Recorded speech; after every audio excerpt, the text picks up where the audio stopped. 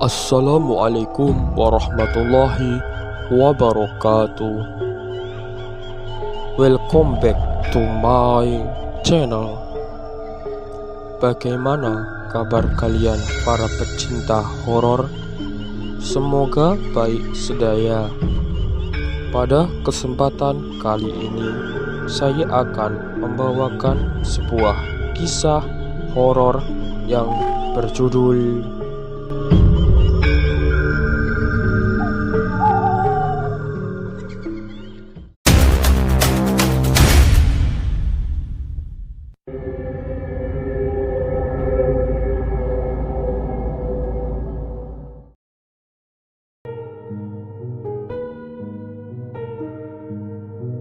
Tiga tahun menumpang hidup di rumah mertua memaksaku harus berpikir keras, berpikir bagaimana caranya agar aku mandiri, tidak selalu hidup di rumah mertua. Benar, aku ingin segera membawa istriku pindah, meski itu hanya di rumah kontrakan. Kendati keinginan itu pernah ditolak mentah-mentah oleh mertua. Namun tekadku sudah bulat. Bagaimanapun aku tetap ngotot ingin mencari rumah kontrakan. Begitulah setelah berpikir soal rumah kontrakan. Sebulan kemudian aku mendapatkan rumah yang kuinginkan. Rumah itu tidak terlalu bagus, namun cukup besar untuk ukuran keluarga kecil. Apalagi kami belum memiliki seorang anak pun. Maka tanpa pertimbangan yang macam-macam, rumah itu jadi kukontrak.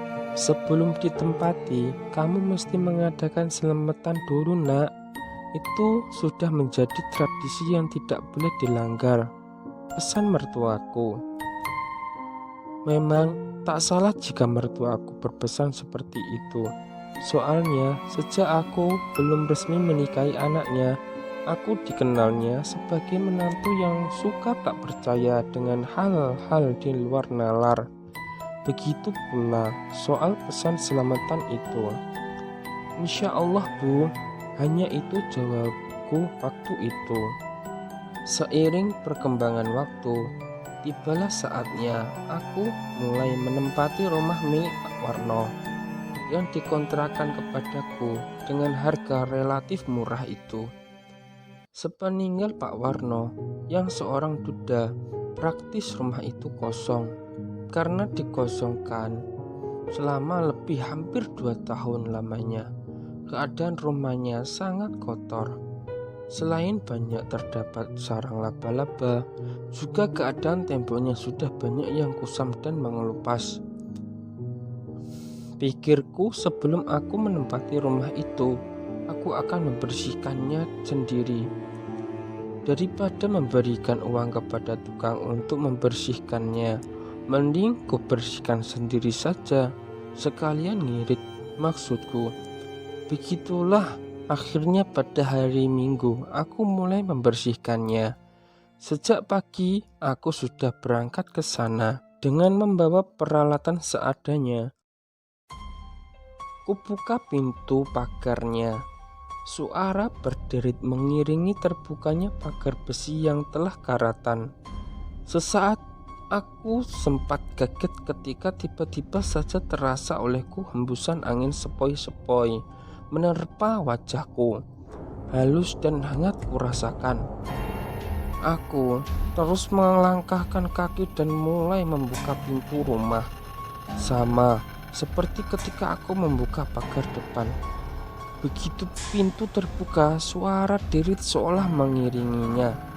Sepertinya suara derit pintu itu berasal dari gesekan antar karat yang banyak terdapat di engsel daun pintu. Sejauh itu, aku hanya berpikir, ya beginilah kalau rumah dibiarkan lama dan tidak dirawat. Setelah berpikir seperti itu, hembusan angin kembali menerpa. Masih tetap seperti yang pertama, halus dan hangat kurasakan. Secara spontan, aku langsung geleng-geleng kepala. Begitu tahu keadaan di dalamnya. Meski ada seperangkat kursi tamu yang lengkap, namun debu tebal yang menempel ibarat bisa ditanami jagung. Wah, sudahlah. Toh bagaimanapun rumah ini jadi kontrak. Jadi apapun resikonya, aku harus siap menerimanya. Pertama, aku membersihkan semua mebel dengan kain yang kubasahi dengan air. Setelah itu, barulah aku membersihkan temboknya satu persatu. Foto-foto yang terpampang kuturunkan. Mataku agak tertegun ketika hendak menurunkan sebuah foto seorang gadis dengan rambut panjangnya yang sebahu. Cantik kali anak ini. Siapa ya? Apakah anak Pak Warno? Pertanyaan itu terus mengusikku. Aku pun terus melanjutkan pekerjaanku. Entah sudah berapa batang rokok yang kuhisap sambil bersih-bersih. Aku juga tak ingat lagi sudah berapa gelas air minum yang kuteguk untuk mengusir rasa haus yang mencekik tenggorokanku. Namun yang pasti, pada akhirnya aku kelelahan. Bisa jadi saking capeknya, secara tak sadar aku tertidur pulas di sofa ruang tamu yang telah kubersihkan itu. Di saat tidur, antara sadar dan tidak, telingaku mendengar suara seseorang mengetuk pintu.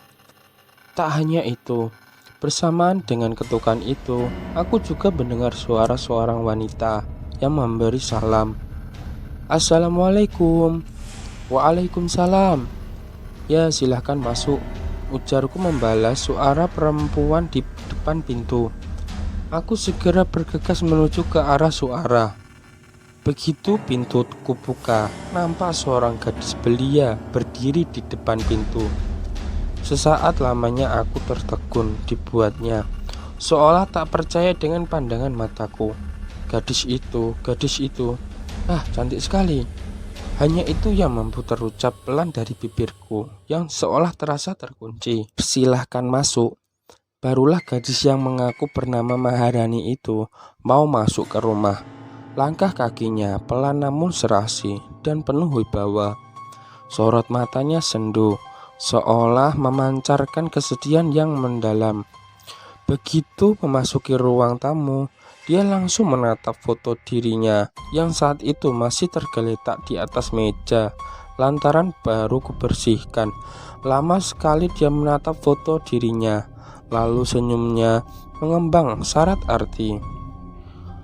Maaf, foto itu terpaksa aku turunkan. Kukira kau tak akan datang kemari, cetusku, mencoba menyelami perasaannya. Mungkin memang foto ini sudah tak pantas menghiasi ruangan ini, ujarnya.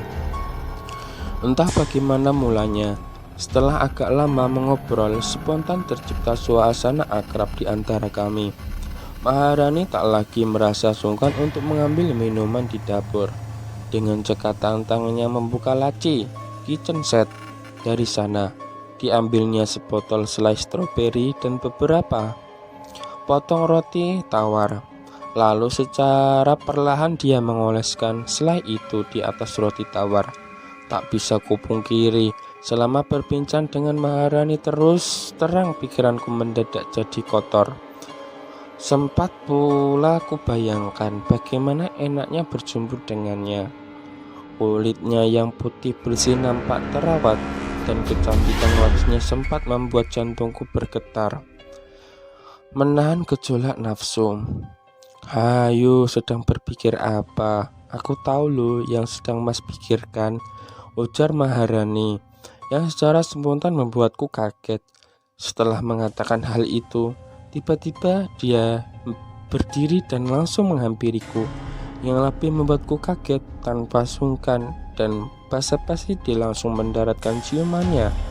Setelah duduk di pangkuanku, seakan tidak memberiku kesempatan untuk bernafas, Maharani terus mencumbuku. Enak kan? Untuk beberapa saat lamanya bibir kami saling berpakut.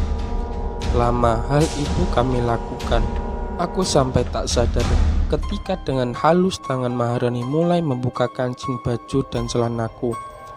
Pikiranku langsung bagikan melayang, terbang di awang-awang. Semua yang kurasakan terasa begitu indah.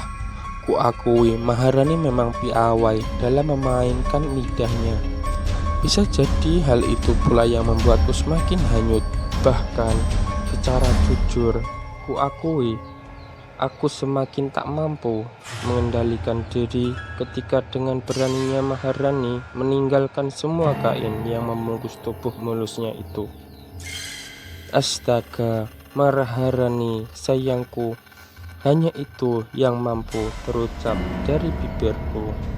Belum hilang rasa heran dan keterkejutanku, Maharani langsung menindih tubuhku.